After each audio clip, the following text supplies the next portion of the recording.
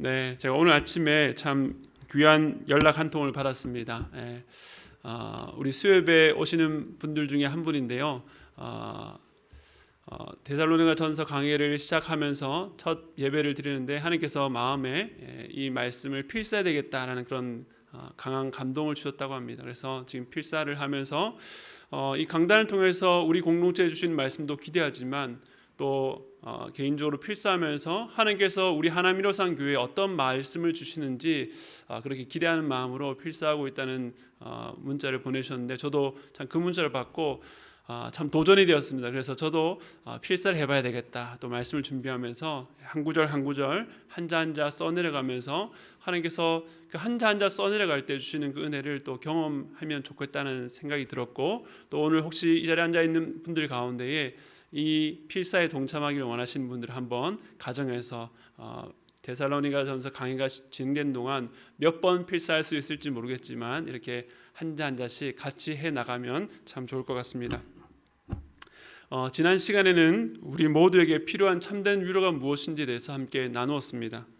우리의 위로는 이 땅에서 누리다가 사라질 것들이 있지 않고 우리의 창조주가 되셔서 우리의 모든 것들을 주관하시는 하나님 아버지와 우리의 구원자 되신 주 예수 그리스도의 안에 겹겹이 둘러싸여 있다는 그 사실에 있다라고 말씀을 드렸습니다.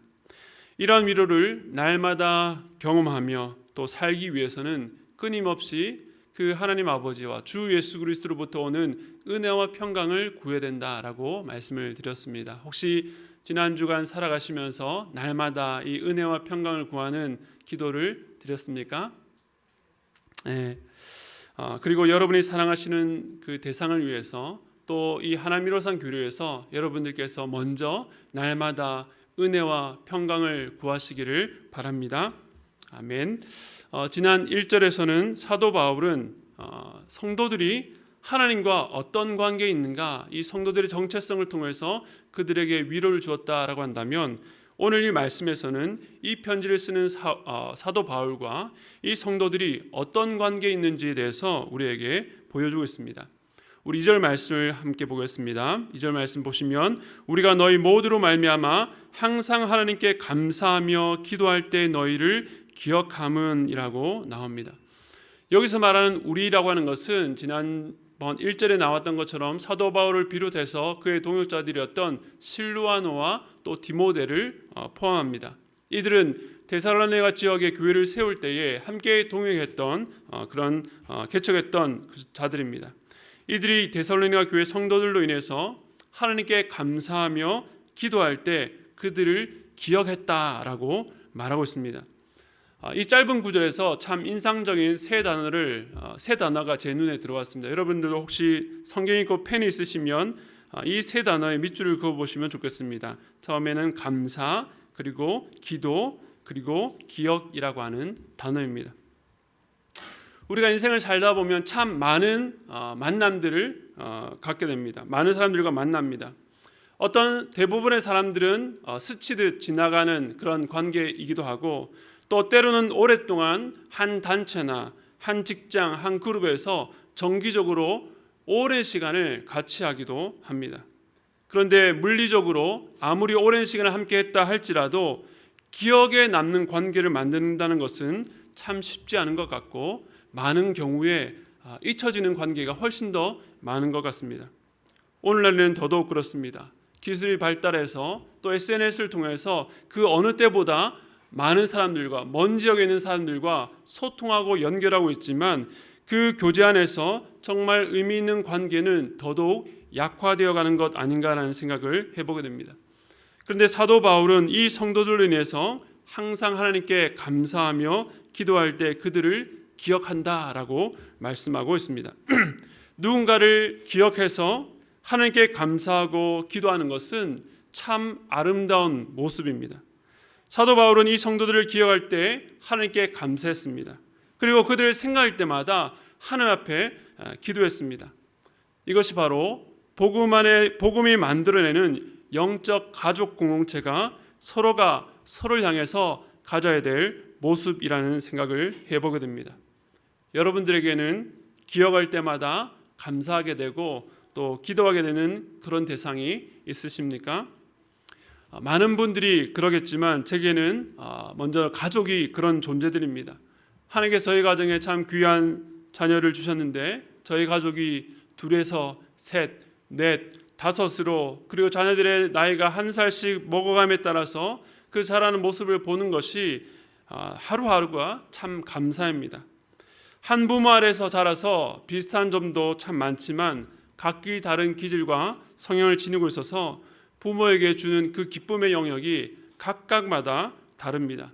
마치 베스킨 라빈스 31처럼 다양한 기쁨을 아침, 점심, 저녁으로 또 때로는 슬픔과 함께 고통과 함께 그렇게 줍니다. 물론 이들이 앞으로 살아갈 세상이 만만치가 않고 또 저도 아내도 부족한 부분이 많기 때문에 걱정도 되는 것도 사실이지만 그러나 무엇보다도 우리가 이 아이들에게 해줄 수 있는 것, 우리 가정이 예수 믿는 가정이고 또 이 아이들이 믿는 부모 아래서 태어났다는 것이 우리 자녀들에게 저희들이 줄 수 있는 가장 큰 복이요 혜택이라는 생각을 늘 하게 됩니다. 그렇기 때문에 아이들이 어떤 달란트와 자질을 가졌던지는 상관없이 하나님께서 이 아이들의 삶을 통해서 어떤 일을 행하실지가 참으로 기대가 됩니다. 그래서 저는 이 아이들이 이 세상의 부유함과 지혜보다 하나님을 더 사랑하며 세상 가운데 하나님의 기준이 무엇인지를 드러낼 뿐만 아니라 그 선택의 기로에서 하나님의 기준대로 선택하는 그렇게 용기 있는 아이로 자라가기를 그렇게 날마다 기도하게 됩니다. 이 위대한 일을 함께 동행하고 있는 저희 아내와 또 저희 부모님, 또 양가 부모님과 또 저희들의 친척들이 제게는 기억하고 감사하고 기도하게 되는 그런 대상입니다. 혈육으로 가족일 뿐만 아니라 믿음 안에 한 가족이기 때문에 더욱더 그런 것을 느끼게 됩니다. 그리고 제게는 교회가 그런 대상입니다. 먼저는 제가 10년 동안 사역했던 함께하는 교회가 그렇습니다. 제가 사역자이지만 철이 없을 때는 제가 성실하게 교회를 여러모로 잘 섬기고 있다라고 착각을 했습니다. 그런데 재작년에 사임을 하고 나서 지난 10년간의 저의 사역들을 쭉 돌아보니까 제가 그동안 우리 성도들과 또 담임 목사님께 받았던 사랑과 섬김이 얼마나 큰지를 깨닫게 됩니다. 그 사랑 덕택에 부족했던 제가 지금 이렇게 한 교회를 담임하는 자리까지 잘할 수 있게 하셨다는 것을 깨닫게 될 때에 참으로 감사하게 됩니다. 비록 지금은 그 교회 성도들과 자주 볼 수 없고 또 연락을 할 수 없지만 한 번씩 기회가 닿아서 만나게 될 때 그리고 안부를 주고받는 그런 문자나 전화 한 통을 통해서 몇 마디 나눈 그 가운데서도 서로를 향한 깊은 사랑과 관심을 느끼게 됩니다.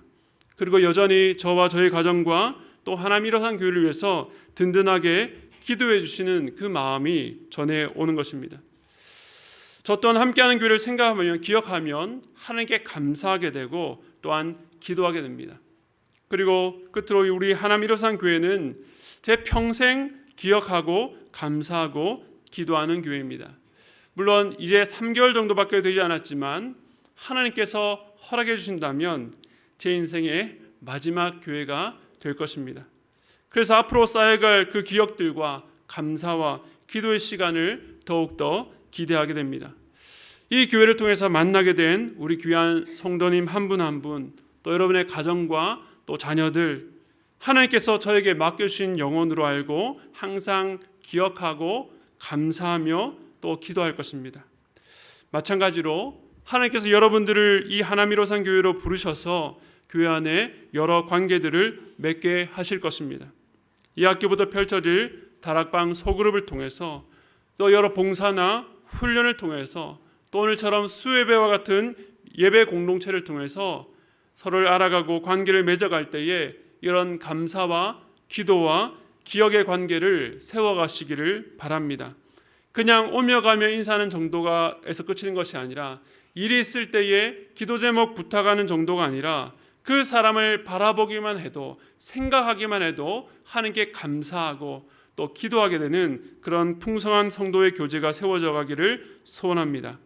우리 교회가 서로가 서로를 바라볼 때에 나에게 무엇을 해주었기 때문이 아니라 그분이 그 자리에 있는 것 하나만으로도 하나님께 감사하고 또 기도하는 그런 교회 되기를 간절히 바랍니다. 아멘. 네, 이어서 3절은 이제 왜 이 성도들이 바울과 그의 동력자들에게 감사와 기도의 대상이 되었는지를 말씀하고 있습니다.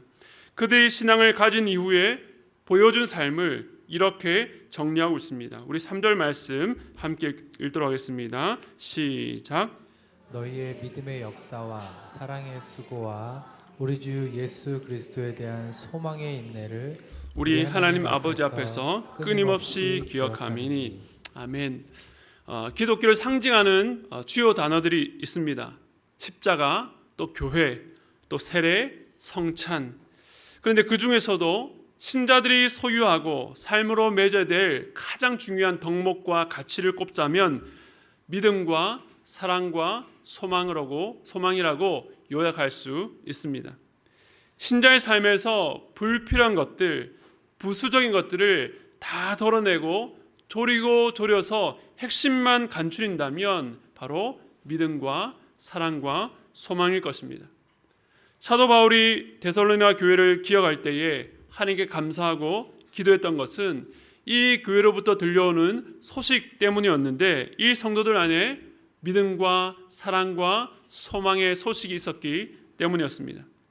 그들은 예수를 믿게 된 지 얼마 되지 않은 이제 신생교회에 속한 자들이었지만 그들 안에 이 세 가지가 믿음의 증거로, 사랑의 증거로, 소망의 증거로 드러난 것입니다. 그런데 오늘 말씀을 보니까 그냥 믿음, 사랑, 소망이라고 하지 않고 그 옆에 짝처럼 하나씩 덧붙여서 소개하고 있습니다. 바로 믿음의 역사, 사랑의 수고, 소망의 인내입니다. 믿음과 소망과 사랑은 어떻게 보면 추상 명사이죠. 그런데 그 옆에 소개하고 있는 단어들 역사, 수고, 인내는 그 추상 명사가 구체화되어서 드러내는 열매로 소개되고 있습니다. 다시 말하면 믿음의 역사는 믿음이 만들어내는 역사, 그리고 사랑이 만들어내는 수고, 소망이 만들어내는 인내라고 설명할 수 있을 것입니다. 반대로 하면요, 역사가 없으면 믿음이라 할 수 없고, 수고가 없으면 사랑이라 할 수 없고, 인내가 없으면 소망이라고 할 수 없다라고도 정리할 수 있겠습니다. 이 기독교의 세 가지 보물, 믿음과 사랑과 소망에 대해서 우리 함께 짧게 살펴보겠습니다. 먼저 첫 번째, 믿음입니다. 믿음이란 무엇인가에 대해서 히브리서 11장 1절에 보면 이렇게 말합니다. 믿음은 바라는 것들의 실상이요 보이지 않는 것들의 증거니. 히브리서 11장에 나오는 이 믿음의 위인들의 모습을 보면 한마디로 바랄 수 없는 중에 바라는 삶을 살았던 인물들입니다. 그래서 믿음을 다른 말로 하면 바라보는 것이라고 할 수 있습니다. 단지 육신의 눈으로 바라보는 것이 아니라 관점의 문제, 가치관과 세계관의 문제입니다. 내가 어떤 가치관으로, 어떤 관점으로 내 주변에 일어나는 일을, 내 안에서 일어나는 일을 바라보는가라는 문제입니다. 다시 말하면 해석의 문제입니다. 사실 이 땅 위에서 살아가는 신자나 또 비신자나 할 것 없이 그들의 삶에 일어나는 일은 차이가 없이 동일해 보입니다. 똑같이 아프고 인생에서 갑작스러운 일들로 실패를 겪기도 하고 때로는 죽음을 맞이하기도 합니다. 하지만 그리스도인들은 똑같은 질병, 똑같은 고통, 똑같은 죽음을 세상 사람들과는 다르게 이해하고 받아들입니다. 그래서 인생은 그 사람에게 어떤 일이 일어나는가로 결정되는 것이 아니라 그 사람에게 일어난 일을 어떻게 받아들이느냐로 결정난다라고 할 수가 있습니다. 물론 모든 일들이 다 해석된다는 의미는 아닙니다. 어떤 일들은 아무리 기도하고 기도해도 도저히 이해가 되지 않고 왜 내 인생에 이런 일이 일어났는지, 왜 내 인생에 이런 아픔이 있었는지를 받아들이기 어려운 경우도 있습니다. 그러나 그 이해할 수 없는 일 앞에서는 겸손하게 우리의 머리로 다 알 수 없는 신비의 영역으로 남기되 그 가운데서도 하나님은 여전히 우리를 향한 당신의 선한 손길에서 내버려두지 않으신다는 믿음으로 인생을 바라보는 것입니다. 결국 믿음은 나의 모든 삶을 선하게 이끌어 가시는 하나님의 눈으로 내 삶에 일어나는 모든 일들을 들여다보고 해석하는 것입니다. 말씀에 근거한 복음 안에서 삶을 해석하고 반응하는 것입니다. 그렇다면 사람은 이런 믿음을 어떻게 갖게 되는 것일까요? 평생 살아오던 자기의 가치관을 내려놓고 성경이 말하는 하나님의 관점으로 인생을 바라보는 믿음은 어떻게 소유하게 될까요? 우리가 믿음을 논할 때에 빼놓을 수 없는 인물이 바로 아브라함입니다. 그런데 아브라함의 인생을 보면 그가 어떻게 믿음을 갖게 되었는지를, 또 우리가 어떻게 믿음을 가질 수 있는지를 이해할 수 있게 됩니다. 그런데 어떤 신학자는 이 아브라함이 이삭을 하나님께 바친 사건을 믿음의 비약이라고 표현을 했습니다. 즉 비합리적인 명령에 순종하기 위해서는 이성을 벗어난 비약과 같이 넘어서는 것이 필요하다는 것입니다. 그런데 과연 그렇겠습니까? 아브라함의 입장에서 전혀 납득되지 않는 명령에 순종하기 위해서 이 비약과 같은 중간 과정을 뛰어넘는 것이 필요했을까요? 겉으로 보면 그렇게 보입니다. 하지만 우리는 하나님께서 아무것도 보여주시지 않은 채 아브라함에게 그 아들을 바치라고 하는 명령을 요구하지 않았다는 것을 알고 있습니다. 아브라함은 75세 때에 부르심을 받아서 100세가 다 되어 이삭을 낳고 살아가면서 자신을 부르신 하나님께서 이삭을 다시 살리실 수 있다는 것을 믿게 되었기 때문에 그 이삭을 하나님께 바칠 수 있었던 것입니다. 마찬가지로 하나님께서 우리에게 믿음을 요구하실 때에 미천이 하나도 없는데 그저 무작정 믿으라고 밀어붙이시지 않는다는 것입니다. 하나님은 우리가 그런 믿음을 발휘하도록 항상 먼저 일하십니다. 가장 확실한 사건은 무엇입니까? 바로 예수 그리스도 사건입니다. 하나님께서 자기의 사랑하는 독생자라도 내어주셔서 우리의 죄 문제를 해결하시는 대가를 치르셨다는 것을 믿는다면 우리 삶에 일어난 모든 문제를 방치하고 내버려 두실 분이 아니라는 것을 압니다. 우리는 인생 가운데에 그런 하나님과의 스토리를 쌓아가는 것입니다. 내 인생 가운데 하나님께서 당신이 어떤 분이심을 알려주시고 인격적으로 신뢰하게 하시고 결정적인 순간에 우리가 믿음으로 반응하도록 우리를 다루어 가시는 것입니다. 그래서 이 믿음은 반드시 역사가 나타납니다. 그런데 믿음의 역사란 어떤 기적이나 이적 현상만을 의미하는 것은 아닙니다. 오늘 이 데살로니가 성도들에게 일어난 믿음의 역사는 무엇일까요? 우리 9절 말씀 함께 읽겠습니다. 시작. 그들이 우리에 대하여 스스로 말하기를 우리가 어떻게 너희 가운데 들어갔는지와 너희가 어떻게 우상을 버리고 하나님께로 돌아와서 살아계시고 참되신 하나님을 섬기는지와. 아멘. 여기 보시면 너희가 어떻게 우상을 버리고 하나님께로 돌아와서, 즉 우상을 섬겼던 그들이 우상을 버리고 하나님께로 돌아왔습니다. 그들의 삶의 가치관, 세계관이 완전히 달라졌습니다. 이전에 귀하게 여기며 따르며 줬던 것을 내려놓고 하나님께로 돌아온 것입니다. 예수를 따라가는 이 길이 위협과 박해가 충분히 예상되는 가운데서도 그 위험하다는 것을 알고 있었지만 그들은 여전히 하나님을 믿었습니다. 그 믿음이 자신들이 처한 상황을 뛰어넘어서 세상이 이해할 수 없는 이 역사를 일으켰던 것입니다. 이처럼 믿음은 반드시 역사를 일으킵니다. 우리가 우리의 지혜와 생각과 방법을 내려놓고 하나님을 신뢰하며 그분께 맡기면 우리가 아니라 비로소 하나님께서 일하시기 때문에 우리가 그분을 믿기만 하면, 믿음으로 우리의 삶을 해석하고 믿음으로 반응하기만 하면 하나님께서 우리의 삶 가운데 반드시 역사를 일으키신다는 것입니다. 두 번째는 사랑의 수고입니다. 저는 제가 어릴 때는 제가 참 사랑이 많은 사람이라고 생각했습니다. 길 가다가 불쌍한 사람을 보면 그렇게 마음이 쓰이고 아팠기 때문입니다. 그런데 나중에가 되어서야 그것이 사랑이 아니라 그저 감상에 불과하다는 것을 깨닫게 되었습니다. 어려운 사람들을 위해서 갖는 감정이 행동으로 이어지지 않았기 때문입니다.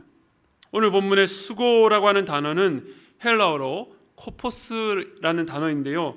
이 코포스라는 뜻은 고된 일, 고통, 수고라는 뜻입니다.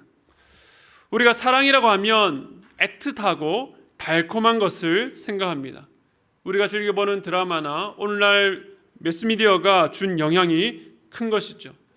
대부분의 드라마는 남녀가 어떤 어려움을 뚫고 다시 만나거나 결혼하면서 해피엔딩으로 끝이 납니다. 그런데 우리는 압니다. 사실 진짜 사랑은 그때부터 시작되어야 된다는 것을 압니다.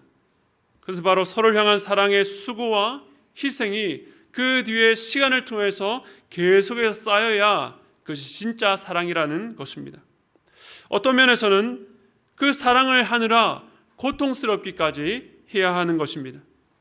저는 이 사랑의 수고를 말할 때에 제 마음에 각인된 그림 하나가 있습니다.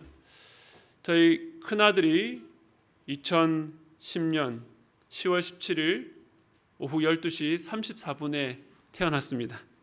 그때가 주일이었습니다. 아침 사역을 마치고 다행히 교회에서 이제 배려를 해주셔가지고 12시간 넘게 진통하고 있던 이 아내가 있는 산부인과로 향했습니다. 진통이 계속 이어지는데 나올 기미가 보이지 않아서 참 난감했는데 간호사가 이제 확인하고 가더니 이러다가 하루가 더 지체될 수도 있다라고 참 무서운 이야기를 그저 툭 던지고 가는데 정말로 마음이 확 무너지는 것 같았습니다. 그 사실을 급하게 주변 분들에게 알리고 기도를 부탁했는데 정말로 놀라운 하나님의 은혜로 갑자기 1시간여 만에 아이가 나올 준비가 다 되었다는 것입니다. 아내는 급히 분만실로 옮겼고 저는 바깥에서 초조하게 대기하다가 탯줄을 자르기 위해서 이제 불러서 이제 들어갔는데 커튼을 가리고 있다가 이제 나와서 탯줄을 자르세요라고 해서 이제 커튼을 걷었는데 그 장면을 보고 쟤는 참 충격을 받았습니다. 아내는 완전 녹초가 되어 있었고 여기저기 이제 피가 있었고 거의 전쟁터의 한 장면과 같았습니다. 그런데 그 속에서 생명이 나오는 것을 보았습니다. 사랑이라는 이미지가 아이를 출산하는 엄마를 통해서 제게 각인이 되었던 것입니다. 사랑은 마냥 기쁘고 감정적으로 즐겁기만 하는 것이 아니라 엄마가 아이를 낳기 위해서 이 죽음을 통과하듯이 이 해산의 수고를 마다하지 않는 것이 사랑이라는 것입니다. 낳은 이후에 자녀를 위해서 수고하는 그 부모의 사랑의 수고가 얼마나 헌신적입니까? 그런데 자기가 피곤하다고 해서 마다하지 않습니다. 왜냐하면 사랑하기 때문에 그렇습니다. 우리가 누군가를 그리스도 안에서 사랑한다는 것은 그를 위해서 수고와 고통의 대가를 지불하는 것입니다. 사랑한다고 말하면서 그 대상을 위해서 수고하지 않는다면 진짜 사랑이 아닙니다. 하나님께도 마찬가지입니다. 우리가 예배를 통해서 기도할 때에 찬양할 때에 주님을 사랑한다라고 고백하면서 그 주님을 위해서 수고와 헌신이 뒤따르지 않는다면 문제가 생긴 것입니다. 그래서 사랑의 사도로 불린 요한은 이렇게 말합니다. 요한일서 3장 18절 말씀을 우리 함께 읽겠습니다. 시작.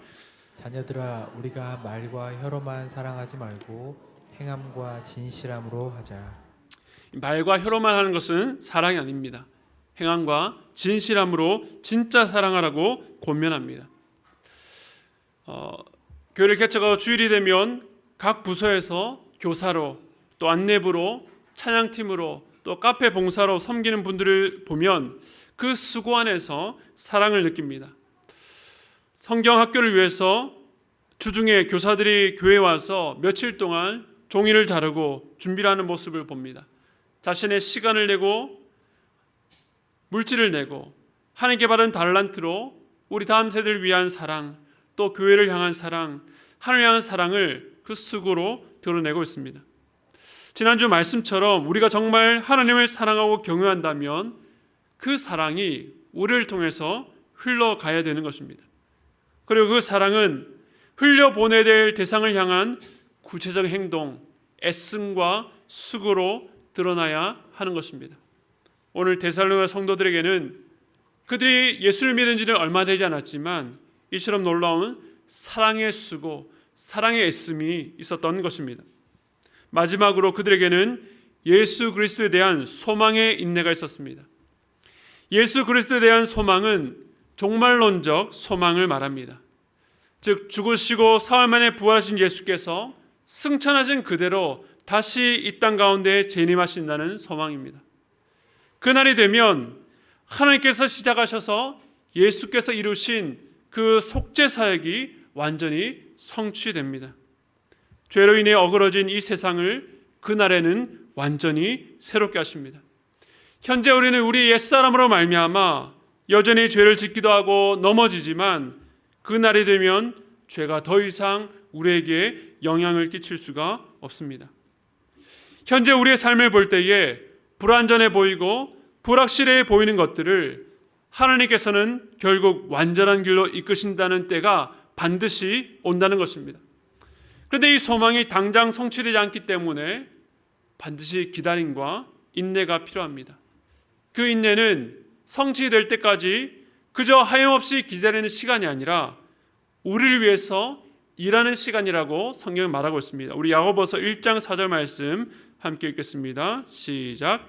인내를 온전히 이루라. 이는 너희로 온전하고 구비하여 조금도 부족함이 없게 하려 함이라. 아멘. 인내하기 전에 우리는요 불완전하고 부족한 자들이었습니다. 그러나 소망 안에서 인내해 갈 때에 우리는 점점 온전해지고 우리의 부족한 것들이 채워지게 되는 것입니다. 사랑하는 성도 여러분, 헛된 것, 사라질 것이 아니라 확실한 것에 소망을 두고 사는 것은 참으로 복된 일입니다. 다시 오실 예수 그리스도께 우리의 소망을 두고 사는 것은 참 복된 인생입니다. 복된 인생이 무엇입니까? 헛된 것을 좇느라 허비하지 않고 진짜 것, 참된 것을 추구하는 삶입니다. 세상 사람들은 소망의 대상이 계속 바뀝니다. 학력에 소망을 두고 열심히 공부하는 수험생들, 직장에 소망을 두고 열심히 일하는 직장인들, 자기의 커리어에 소망을 두고 자신을 가꾸는 사람들. 하지만 인생을 보면 좋은 대학이, 좋은 직장이, 좋은 커리어가 우리의 행복과 우리의 미래를 보장해주고 안락하게 해주는 것이 아닙니다. 그것은 소망이 될 수 없습니다. 하지만 그것을 모르는 세상 사람들은 자기의 소망의 근거를 학교에서 직장으로 또 커리어로 아니면 자기가 신뢰하는 사람에게로 계속 옮겨 다닙니다. 그러다 결국 그마저도 소망이 될 수 없다는 것을 깨닫게 됩니다. 하지만 우리는 어떤 상황에도 인내하며 소망의 대상이신 예수 그리스도만을 바라보는 자들입니다. 데살로니가 성도들에게는 위협과 환난과 고난이 있었지만 그 고난의 때에도 결국 이것들로 말미암아 우리를 온전케 하시고 완성시키실 그 소망을 향한 인내가 있었던 것입니다. 이처럼 믿음의 역사, 사랑의 수고, 소망의 인내는 데살로니가 성도의 삶을 요약해 주는 한편 또한 우리가 이 땅에 살아가는 모든 신자들이 반드시 맺어야 될 삶의 열매를 우리에게 보여주고 있습니다. 오늘 말씀을 마무리하면서 먼저는 우리 삶에 이런 열매가 있는지를 각자가 살펴보기를 원합니다. 믿음 생활을 한다고 하면서 내 삶에 일어나는 일에 대해서 어떻게 바라보고 있는지, 믿음으로 바라보지 못하기 때문에 여러분의 삶에 아무런 일도 일어나고 있지 않은지를 생각해 보시기를 바랍니다. 또한 주님께서 내게 맡겨주신 사랑해야 될 그 대상에 대해서 수고와 애씀이 있는지를 점검하시기 바랍니다. 그저 머리로, 생각으로, 말로 살아가는 것이 아니라 내가 직접 나의 손과 발로 수고와 애씀으로 사랑을 드러내야 될 책임이 우리에게 있는 것입니다. 끝으로 소망에 있네. 당장 내가 원하는 결과가 드러나지 않는 때에도 이 모든 것을 주님의 시간에, 주님의 때에 완성시키실 것을 바라며 인내하고 있는지를 살펴보시기 바랍니다. 사도 바울은 데살로니가 성도들로부터 이 믿음의 역사, 사랑의 수고, 소망의 인내 소식을 들을 때에 기뻐하고 감사하며 기도했습니다. 우리 주님도 그 소식을 들었을 때에 동일한 마음 아니었겠습니까?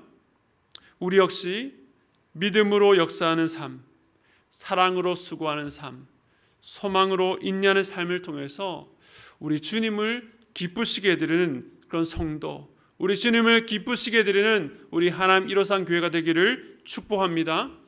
우리의 삶이 주님을 기쁘시게 해드리며 우리 교회가 믿음, 사랑, 소망으로 이 땅 가운데에 다른 어떤 것이 아니라 이러한 아름다운 열매들로 우리 주님을 참으로 기쁘시게 되는 그런 복된 교회 되기를 소원합니다.